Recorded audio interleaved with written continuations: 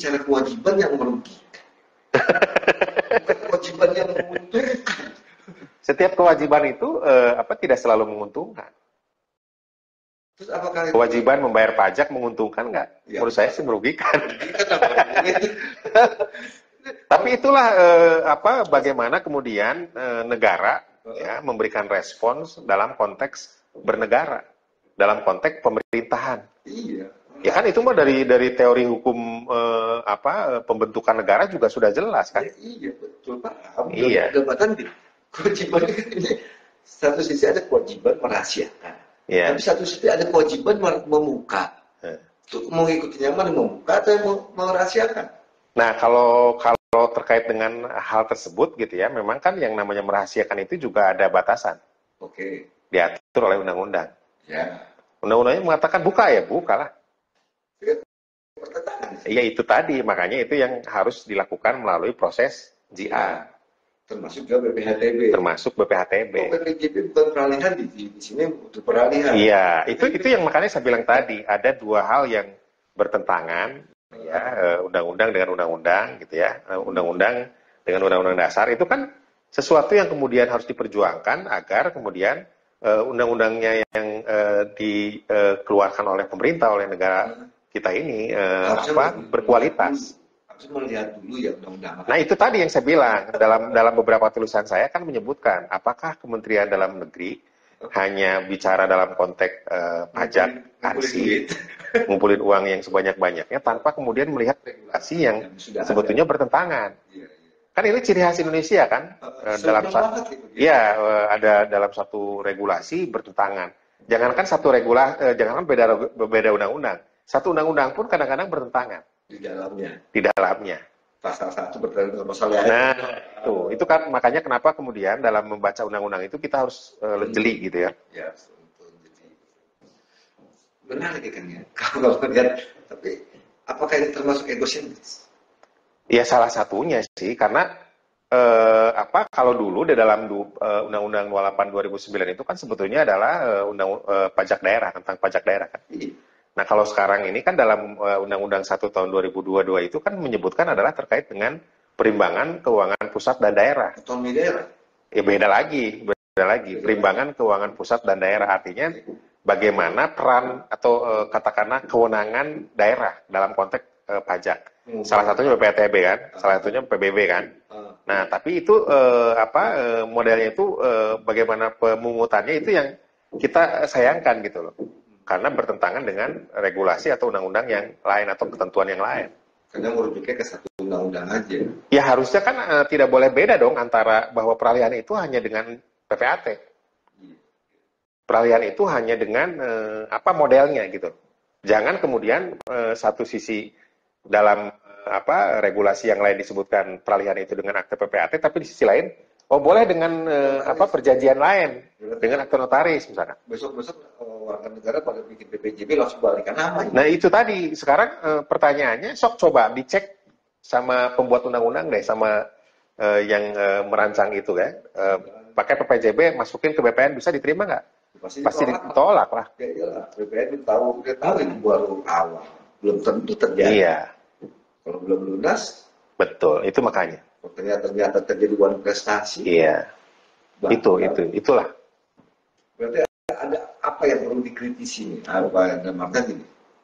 Sebagai notaris PPAT dan sebagai akademisi juga KUN dan juga pernah terlibat ya. Saya nggak bilang terlibat di PP. Pernah terlibat di pengurus juga sebenarnya mengurusi organisasi. Apa yang perlu dikritisi oleh dari kalangan notaris PPAT terhadap pemerintah atau stakeholder? Ya sebetulnya mungkin pemerintah ya yang lebih harus memberikan ruang kepada masyarakat gitu ya. Karena ya organisasi juga salah satu elemen dalam masyarakat itu yang apalagi bersentuhan langsung kan dengan katakanlah misalkan bagaimana kemudian notaris kita punya INI gitu ya.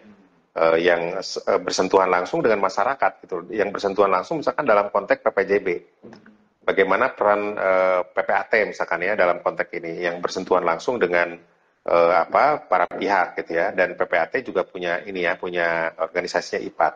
Itu juga kan sebagai bagian dari masyarakat kan gitu ya. Nah, apalagi dua tadi notaris PPAT apa yang kemudian diatur lebih jauh dalam konteks undang-undang tadi kan gitu ya, BPHTB, PBB gitu ya, walaupun tidak notaris atau PPAT-nya yang bayar ya, tetapi kan di situ ada kewajiban yang melibatkan notaris. Artinya alangkah baiknya, alangkah sangat hebatnya kalau kemudian pemerintah mengorangkan gitu ya, memberikan ruang kepada notaris, kepada PPAT, organisasi gitu ya, untuk memberikan masukan supaya kemudian tidak terjadi seperti ini kan.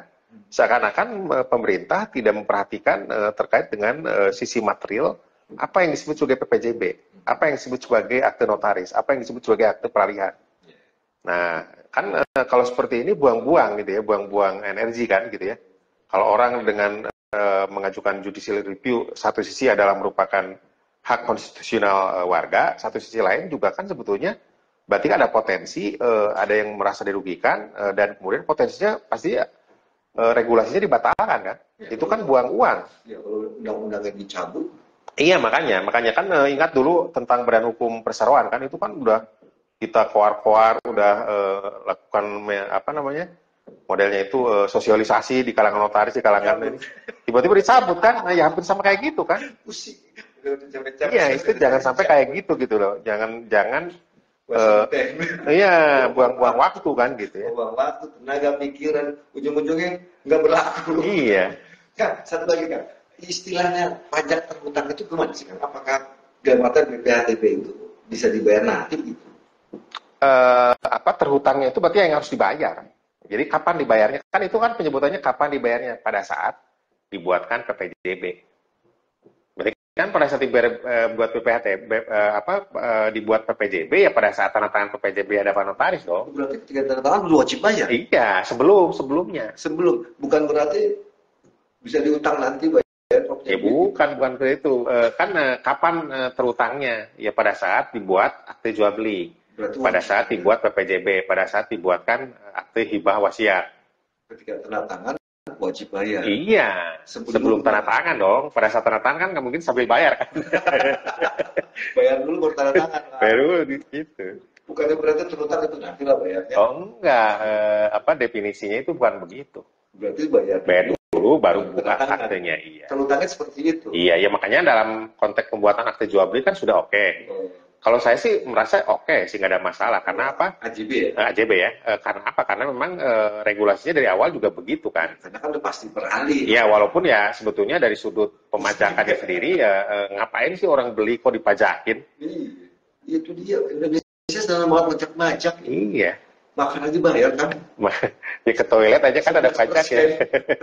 Naik loh, dari 10% ke 11%. Nah, satu lagi kan, untuk teman-teman nih, melihat, teman-teman kan masih banyak yang gampang nih kan. Lapor nggak? Kalau nggak lapor 10 juta. Nggak lapor 1 juta. Kalau lapor, masa iya PPJB harus dibayar? Nah, apa nih yang harus dilakukan oleh teman-teman notaris maupun PPAT terhadap kondisi ini yang sedang dijiat? Ya sepanjang kemudian perdanya sudah mengatur seperti itu, undang-undang kan udah pasti mengatur. PP 35 juga mengatur. Perdanya harus punya satu masing-masing kan. Kalau perda kan masing-masing. Nanti harus dilihat. Kalau perdanya memang mengatur seperti itu ya mau tidak mau kan harus dilaksanakan. Sepanjang kemudian undang-undangnya belum dibatalkan ya, katakanlah terkait dengan pasal tersebut belum dibatalkan. Karena bagaimanapun ya itu tadi ada kewajiban notaris, ada kewenangan notaris itu yang harus diperhatikan.